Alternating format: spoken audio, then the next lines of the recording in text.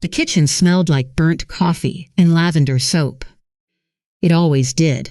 My mother has bought the same lavender soap since 1974, and some things in this world stay constant even when everything else falls apart. I was sitting at the old oak table, the one with the burn mark near the left corner from a casserole dish my mother set down too hard in 1987.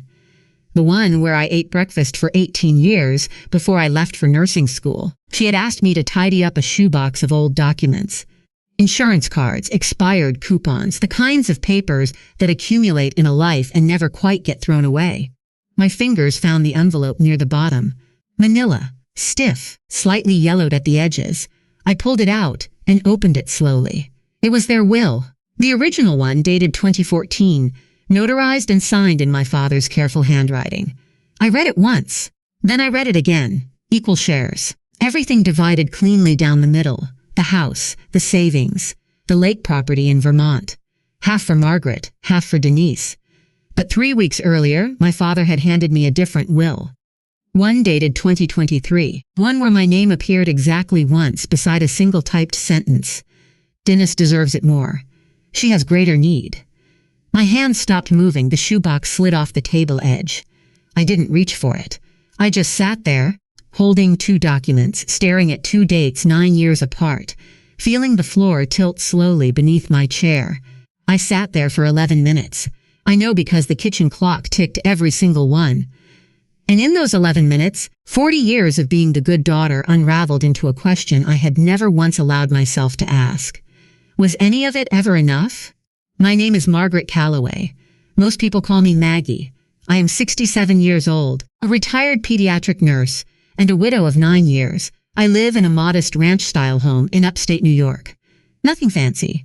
A small garden out back, a porch that needs painting every few years, and a kitchen that smells like whatever I decided to cook that morning.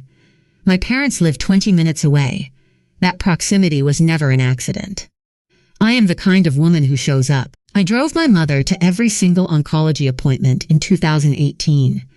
I managed my father's medication schedule after his first stroke. I refinished their porch with my own 2 hands one summer, on my knees in the August heat, because they couldn't afford to hire someone, and I couldn't stand watching it rot. I believed one thing my entire life. If you take care of your family without keeping score, the love comes back to you when you need it. I was wrong. The love came back. It just went to someone else's mailbox. What I found in that shoebox didn't only change my inheritance. It changed who I understood my parents to be. And it changed who my sister had been all along. To understand how I ended up holding 2 wills and 0 answers, you need to know what our family was. Or what I thought it was.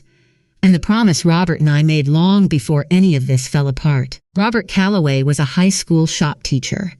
He had quiet hands and a quieter laugh, the kind that started somewhere deep in his chest before it ever reached his face. We had been married 26 years by the time any of this began.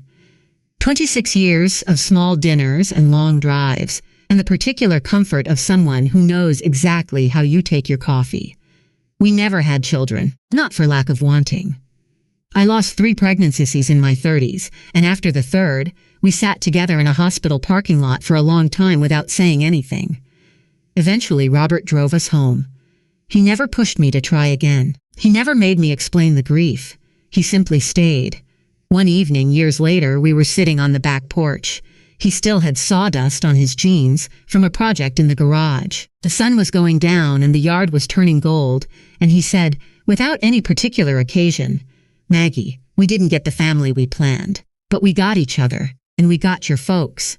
That's a full house to me. I have held that sentence close for 9 years. Robert loved my parents the way some men love their own. He built the wheelchair ramp for my father after his first stroke. Measured it twice, painted it gray to match the house, never once mentioned it again. He drove my mother to church every Sunday. I worked a weekend shift, sitting in the 3rd pew because that's where she liked to sit. He did these things without being asked. That was simply who he was. In the spring of 2014, before everything changed, my parents sat us both down in their living room. My father had a folder on his lap. He was not an emotional man, Donald Calloway kept his feelings the way he kept his tools, organized and out of sight. But that afternoon his voice was unsteady. "You girls are getting equal shares," he said. "That's the right thing. But Maggie, the lake house is specifically for you and Robert. Your mother and I want you to have a place to breathe." Robert squeezed my hand. I squeezed back. 3 months later, he was diagnosed with stage 4 pancreatic cancer. He died 11 weeks after that. I took unpaid leave to care for him and drained every account we had chasing treatments the insurance wouldn't touch. I went back to work 26 days after his funeral because I had no other choice. I was 58 years old, alone, and starting completely over. The lake house became my place to breathe. It was a small cabin on Lake Champlain. 2 bedrooms, a crooked porch, a dock that needed replacing. My grandparents had built it in the 1960s with their own hands. I paid the property taxes myself every single year. I replaced the dock.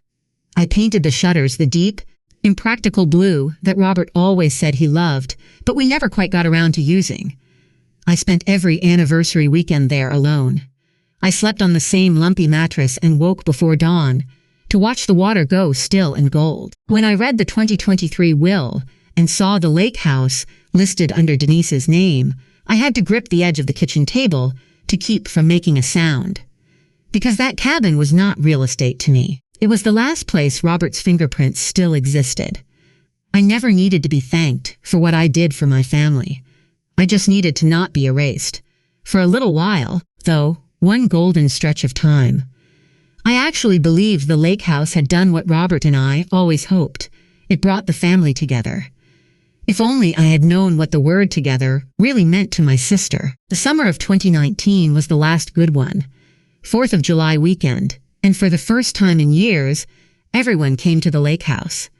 My father sat in his wheelchair on the new dock, the one I had built the previous fall, plank by plank, over 3 cold weekends. My mother stood at the porch table arranging deviled eggs on the same plastic tray she has owned since 1992, humming something low and churchy that I couldn't quite name. The air smelled like charcoal and pine needles and sunscreen. The lake was flat and bright. It was the kind of afternoon that feels like it was designed specifically to make you forget that anything hard has ever happened. Denise arrived from Charlotte with Greg, 2 bags of groceries, and a bottle of wine she held up like a peace offering. Her daughter Brooke stayed home that year, but her son Tyler came. He was 24 then, tall like his father but quieter. He helped me carry the old canoe down to the water without being asked. And halfway down the slope he stopped and looked around at the cabin, the dock, the shutters I had painted, that deep blue. "Aunt Maggie," he said, "this place is magic. I can see why you love it so much." I hugged him. A real hug, not the polite kind. It caught me off guard how much I needed it. That evening we ate on the porch as the sun dropped behind the tree line. My father raised his glass of lemonade, no alcohol since the stroke, and said simply, "We all lifted our glasses." Even Denise smiled. Later, I caught her looking at the house. Not at the lake or the sky or any of us. At the house itself, the fresh paint, the repaired gutters, the refinished porch floor. Her expression was something I couldn't quite name. Not admiration. Something quieter than that. Something with more patience in it. I told myself it was nothing. The fireflies came out. My mother fell asleep in her chair. Her head tipped gently to one side. I pulled a blanket from inside and draped it over her shoulders, and I stood there for a moment in the warm, dark thinking, "Robert, you were right. This is a full house." Looking back, I wish I could have stopped the clock right there, with the lake going still and my family around me. Because that was the last time the word family didn't taste like rust in my mouth. Denise drove back to Charlotte the next morning. She left early, before anyone else was awake, and she took something with her. Though I wouldn't understand what for another 2 years, she took a plan. I want to be honest about something. I noticed the changes. Every single one. I just kept finding reasons why they didn't mean what they looked like. That is the thing about being the dependable one. You spend so long giving people the benefit of the doubt that it becomes a reflex. You doubt yourself before you ever doubt them. The first sign came in the fall of 2020. COVID had locked the world down, And Denise, who had called our parents maybe once a month for the better part of a decade, suddenly began calling them every single day. I told myself this was growth. Maybe the pandemic had shaken something loose in her. Maybe she was finally stepping up. Then my father mentioned, almost as an aside, that Denise had suggested they add her name to their bank accounts. Just for safety, he said. In case something happens and Maggie can't get there in time. It sounded reasonable. It even touched me a little, I thought. Finally she understands what it means to be present for this family. I felt a small flicker of something underneath that thought. Something I couldn't name. I told myself it was jealousy and pushed it back down. Families evolve. People change. I believed that then. I don't anymore. The second sign came in the spring of 2021. Denise made one of her rare weekend visits, and I arrived at my parents' house on the Monday after she left to find the living room completely rearranged. New throw pillows, a different lamp, a woven wall hanging I had never seen before, ordered from somewhere online. The quilt I had draped over my mother's chair, the one I had folded there every winter for 6 years, was gone. And the framed photograph of Robert and my father, taken on the dock the summer before Robert got sick, was no longer on the side table where it had lived for years. I asked my mother where it was. "Oh, Denise said it was cluttering things up," she said, waving her hand. She has such a good eye. The photo was in a cardboard box in the garage, face down. I picked it up. I carried it to my car. I set it on the passenger seat and drove home without saying a single word. I had built the wheelchair ramp my father uses every day. I had refinished that porch floor on my hands and knees. Denise rearranged the furniture during a weekend visit and came away with a reputation for good taste. I told myself it was just decorating. I told myself it didn't matter. The third sign was harder to swallow. That fall, I found out that Denise had convinced my parents to switch their financial advisor to a firm in Charlotte, 400 miles away, near her. I brought it up with my father on a Wednesday evening. We were having soup. I kept my voice calm. "Dad, why would you move your accounts 400 miles away? I'm right here." He looked at me across the table and his face did something I had never seen it do before. It hardened, not in anger exactly, in dismissal. "Your sister understands money, Margaret. You're a nurse." 7 words, that was all. 7 words that closed a door so quietly. I almost didn't hear it shut. I finished my soup. I thanked my mother. I drove home and pulled into my driveway and turned off the engine and sat there for 20 minutes in the dark, hands still on the wheel, staring at the garage door. I didn't go inside for a long time. The fourth sign should have been the one that woke me up. In early 2022, while I was organizing my mother's medical paperwork at the kitchen table, the same table, always that same table, I found bank statements that didn't make sense. 3 transfers over 18 months, each one to the same account, $47,000 total, moved quietly from my parents' savings to Denise. I waited until my mother and I were alone. I asked gently. I used the word borrowed. My mother got flustered immediately. Her hands moved to her coffee cup. Denise needed help with the children's college loans. She's under so much pressure. She paused. "You wouldn't understand, Maggie. You don't have kids." The room went very quiet. I had lost 3 pregnancies. I had never once said that to my mother as a weapon. I had carried that grief for 30 years in complete silence, and in 30 seconds she had picked it up and used it without even realizing what she was holding. I said nothing. I stacked the papers neatly. I drove home. $47,000, reframed as a mother's love, while I had gone back to work 26 days after burying my husband, because I had emptied our savings keeping him alive, and never asked my parents for a single cent. The 5th sign happened at Thanksgiving. Denise arrived with gifts and wine, and that particular energy she carries when she wants to be seen as generous. We were all at the table. My parents, Greg, Tyler, Brooke, and me. When the conversation turned to the future of the house, Denise set down her fork and said, casually as though she were commenting on the weather, "Mom and Dad, Greg and I have been talking. When the time comes, we'd love to take over the house. We could even start some renovations now, make it easier for you to age in place." She said this 6 feet away from the woman who had been managing their aging in place for a decade, Donald nodded. Shirley smiled. No one looked at me. Tyler glanced in my direction for just a moment, then dropped his eyes to his plate. I opened my mouth. "We just want what's best for Mom and Dad," Denise said. Smoothly, immediately. "I'm sure Maggie does too." We, that word, as though I were a neighbor being consulted, rather than the daughter, who had been there every single week for years. I closed my mouth. I cleared the table. I washed every dish by hand, alone in that kitchen, while the rest of them talked in the other room. I drove home in the dark. I did not cry. I was simply too tired. I told myself the same lie every time. She's my sister. They're my parents.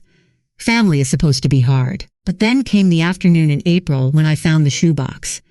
And inside it, the truth, written in black ink, notarized, dated, and undeniable. It was a Tuesday in April. Ordinary in every way that mattered. I had picked up my father's prescriptions from the pharmacy on Elm Street, checked on the plumbing repair I had arranged the week before, and was sitting at the kitchen table with a shoebox my mother had pulled from the filing cabinet in the back bedroom. She had been more forgetful lately, losing words mid-sentence, asking the same questions twice in an hour, and she wanted the papers sorted before she lost track of what was in there. Insurance cards, old receipts, a birthday card I had made my father in 1998, crayon flowers along the border, my handwriting still round and childish. I set each thing aside carefully. Then my fingers found the envelope. I recognized the weight of it, the slight stiffness. I opened it without hurrying, the way you open something when you don't yet know it's going to change everything. It was the 2014 will.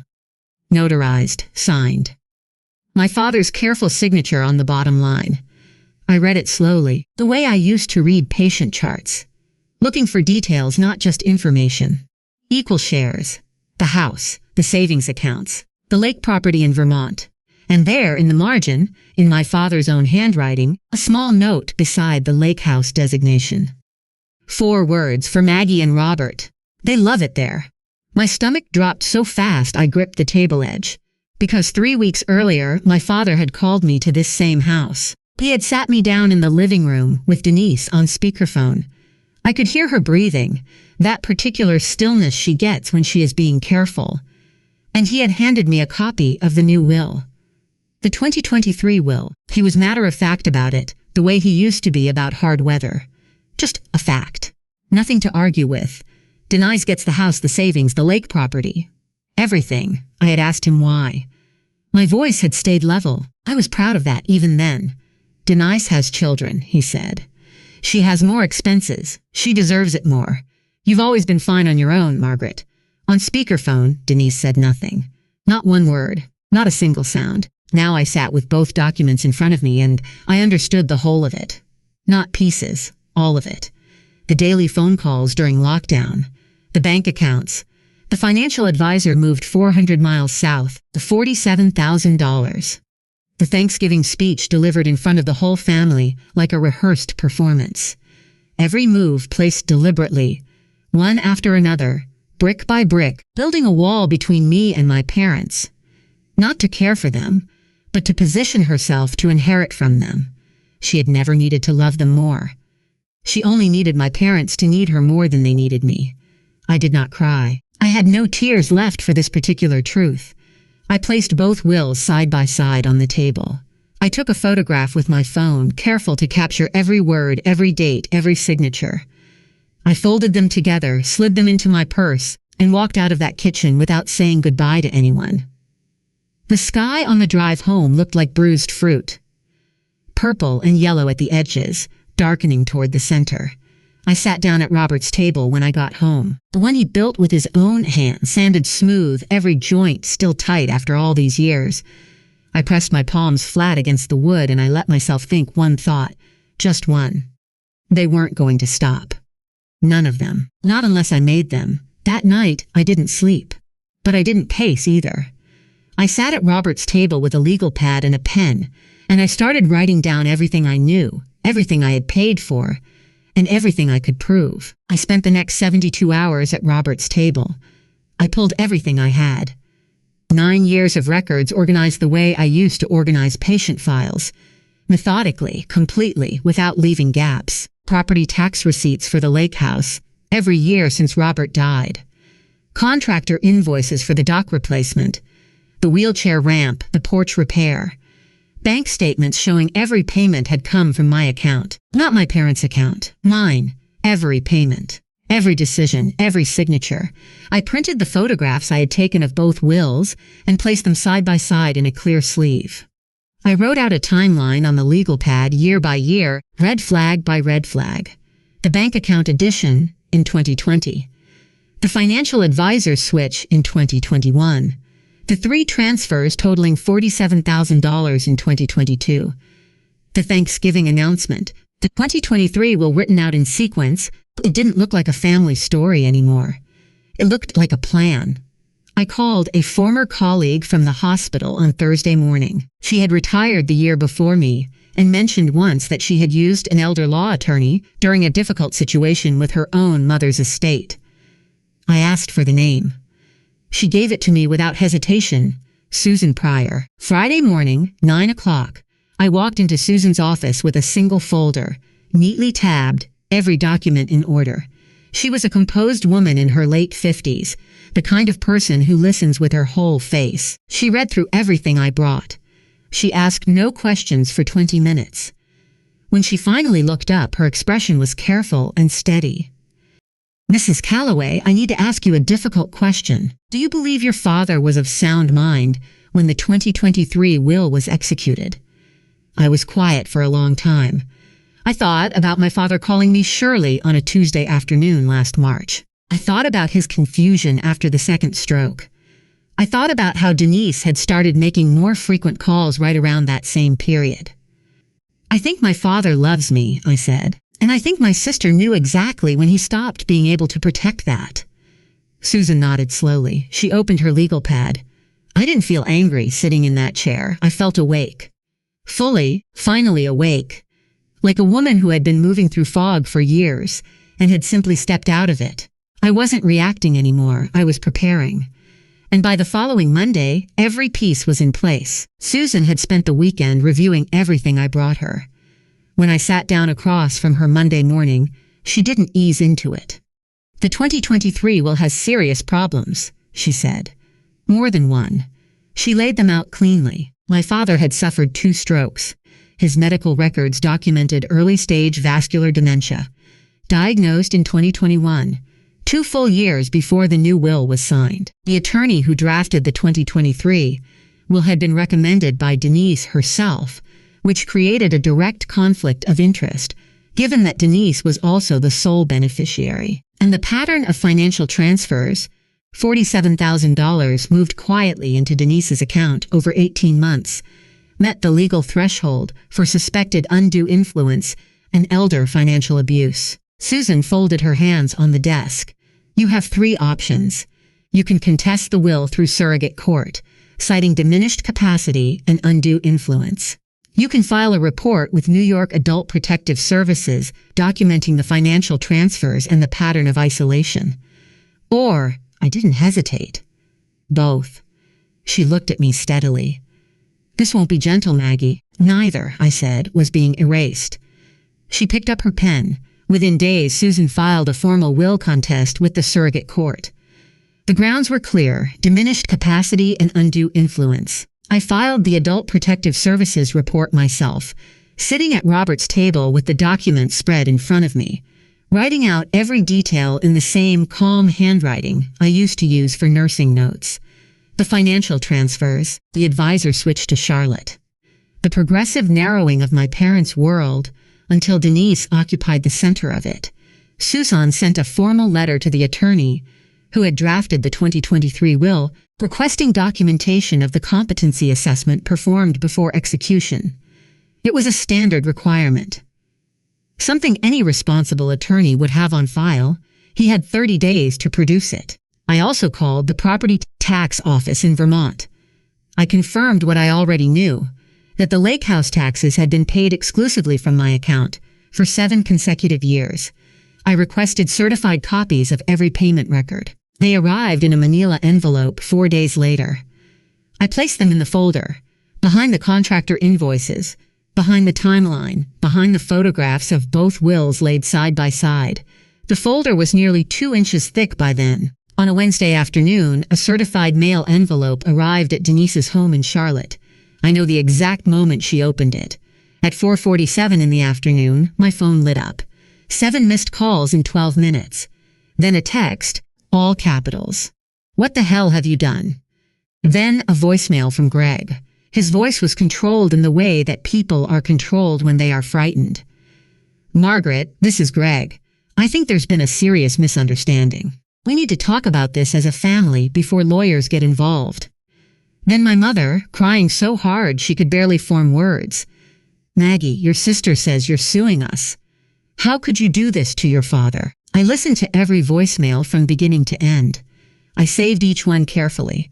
I set the phone face down on Robert's table and did not respond to a single one that night.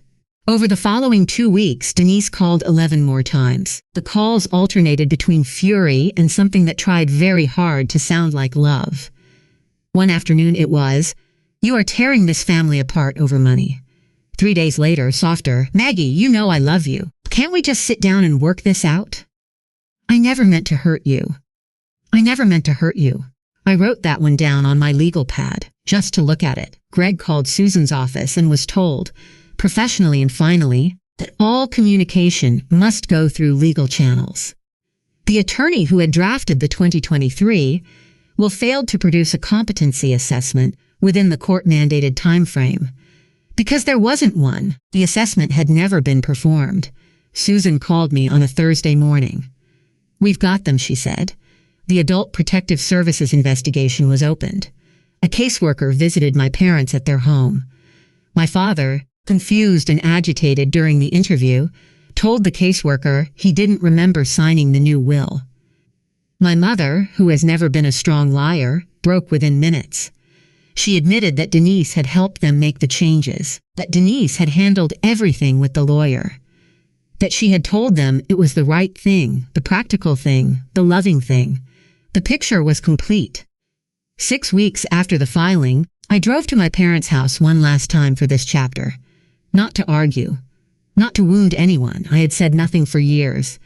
I had one thing left to say. Denise had flown in from Charlotte. She was standing by the mantel when I walked in, arms crossed, wearing the expression of someone prepared to negotiate. My father was in his wheelchair near the window. My mother sat on the sofa with a tissue pressed to her mouth. I sat down. I placed both wills on the coffee table.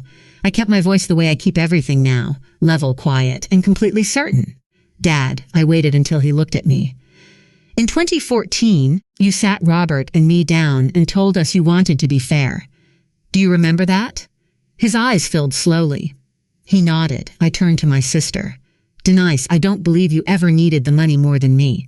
I believe you wanted it. There's a difference." She started to speak. Something about expenses, about the children, about how I had never carried those particular responsibilities. I raised my hand. One gesture. She stopped. "I buried 3 babies and a husband," I said. "Don't you dare tell me I don't understand responsibility." The room held its breath. I looked at my parents then, both of them, together. "I'm not doing this to punish you. I'm doing this because you taught me right from wrong, and then you forgot." I picked up my purse. I stood. I walked to the door, and I did not look back. 3 months later, the 2023 will was invalidated by the court. Insufficient competency documentation. Evidence of undue influence. The 2014 will was reinstated in full. The $47,000 was flagged for recovery. The lake house, with its deep blue shutters and its crooked dock and its lumpy mattress and its dawn light on the water, was mine. It was over. But over is a strange word. It implies everything goes back to the way it was. Nothing went back. Everything went forward. Just in a direction none of us expected. 8 months later, I am sitting on the dock at dawn. The lake is completely still. It mirrors the sky so perfectly that I sometimes feel I am suspended between 2 worlds, the one above and the one below, both of them gray and pink and quietly luminous. My coffee is warm in my hands. A wool blanket is pulled around my shoulders. Blue is asleep on the chair beside me, a small gray weight entirely unbothered by the cold. I named him Blue for the shudders. Robert's color. It felt right. I winterized the cabin last October. Proper insulation, a new heating system, storm windows that actually seal. The place is small. 2 bedrooms, one of which I use for reading. A kitchen just large enough for one person to move through comfortably. A porch that creaks in a specific spot near the left post, and I have learned to step around it the way you learn to step around anything that is simply part of where you live. This life is small. For the first time in as long as I can remember, it fits. A letter arrived in November, handwritten, which is how I knew it was from Tyler, before I even read the name on the envelope. Young people don't write letters. He did. He said he had known something wasn't right at that Thanksgiving dinner. He said he saw my face when Denise made her announcement, and he looked away, and he was sorry he had. He asked if he could visit the lake house sometime. I wrote back 4 words. The dock is always open. My parents are in assisted living now. A good facility, 20 minutes from their old house. My mother calls every Sunday. We talk about small things, the weather, a recipe she heard on the radio, a bird she watched from her window all week.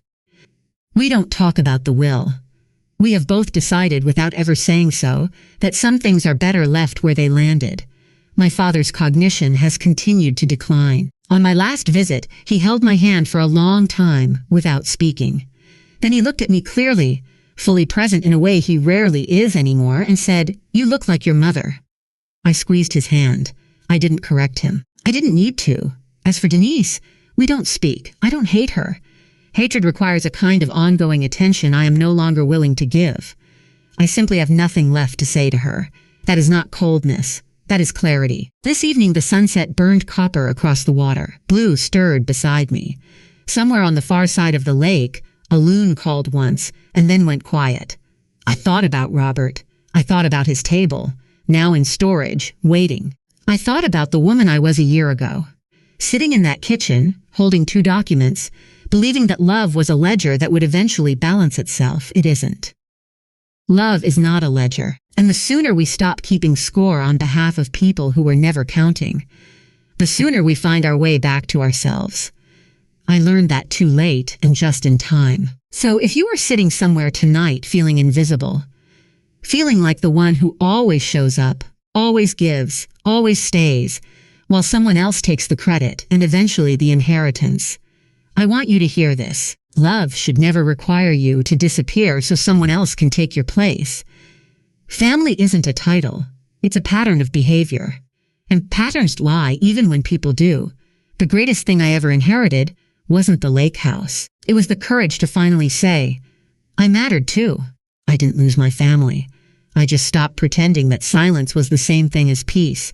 The loon called again across the water. Blue opened one eye, then closed it. The sky deepened from copper to violet, and the lake held every color perfectly, and I sat there in the quiet that I had chosen and earned and built with my own 2 hands. It was enough. It was more than enough. It was everything.